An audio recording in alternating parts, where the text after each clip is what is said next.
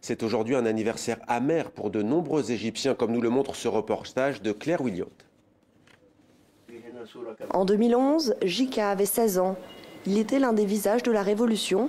Un sniper a stoppé net son combat pour plus de liberté.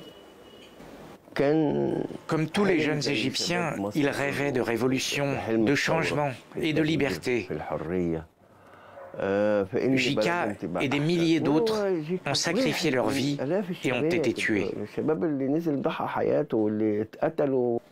Aujourd'hui, le père de Jika est partagé entre tristesse et colère. Il pense à tous ceux qui sont morts, mais pas seulement. Je n'ai pas pleuré autant à la mort de Jika que je pleure maintenant pour les jeunes révolutionnaires. Leurs rêves ont été brisés et en plus, ils sont emprisonnés. D'après les organisations de défense des droits humains, au moins 60 000 personnes sont détenues en Égypte pour des raisons politiques. Ziad El Halimi, avocat et ancien parlementaire, est l'un d'entre eux.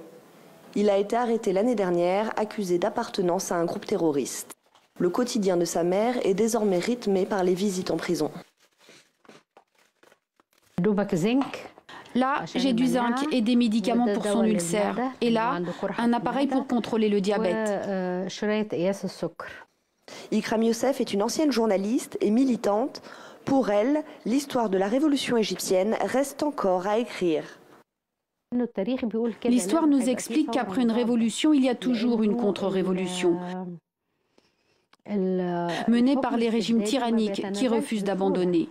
Ceux-ci changent de visage, de nom ou de personne, mais les bases restent les mêmes. Pour détruire ce type de système dans son ensemble, il faut du temps. Suite aux pressions internationales, le régime a annoncé ces derniers jours la libération de quelques prisonniers politiques, une petite lueur d'espoir pour les anciens révolutionnaires. Et avec nous, notre éditorialiste Slimane Zeguidour. Bonsoir Slimane. Bonsoir. Quelle est la particularité de ce régime qui, on le rappelle, n'a pas succédé à Hosni Moubarak, mais qui a renversé le président élu des frères musulmans, Mohamed Morsi? Quelle est sa particularité? D'abord, la particularité de l'Égypte, c'est un quart de la population du monde arabe, 100 millions. Géographiquement, l'Égypte est située au milieu de la carte du monde arabe. Elle abrite le siège de la Ligue arabe et elle abrite El-Azhar, qui est une Sorbonne Vatican de l'islam sunnite. Donc, de ce côté-là, c'est un pays qui leste ou bloque le monde arabe.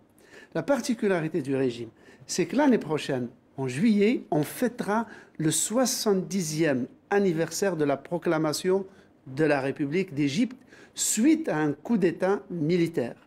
Depuis lors, l'Égypte a vécu sous une constante chape de plan militaire et en 70 ans, Mohamed a été gouverné par 4 chefs d'État qui étaient tous des militaires et l'un d'eux, Hosni Moubarak en l'occurrence, est resté 30 ans au pouvoir.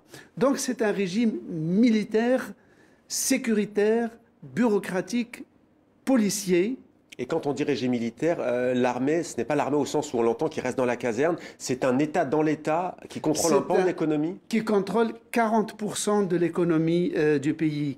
L'armée égyptienne dirige des usines qui fabriquent des ventilateurs, de l'huile d'olive, des spaghettis ou des pyjamas. Donc c'est le plus grand employeur du pays. C'est le budget le plus important de l'État. Donc c'est une espèce de léviathan qui suce d'une certaine manière l'énergie de l'Égypte. Elle est, pour prendre une image, comme un corset. Ça empêche l'Égypte de tomber, mais ça l'empêche de courir. Slimane, une question, on a tendance à l'oublier, mais ces printemps arabes à l'époque avaient démarré par une crise économique, la chute des cours du blé, ce qui a expliqué notamment l'envolée des prix du pain en Égypte. Quel est le risque aujourd'hui pour ce régime, malgré la répression? C'est la démographie? C'est la natalité? D'abord, tout est là. Il y a 2 millions d'Égyptiens, 2 millions de bouches à nourrir qui viennent sur le tapis chaque année.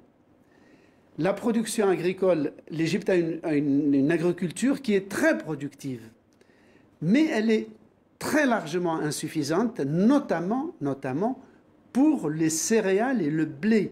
L'Égypte est le premier importateur mondial, toute catégorie, de blé.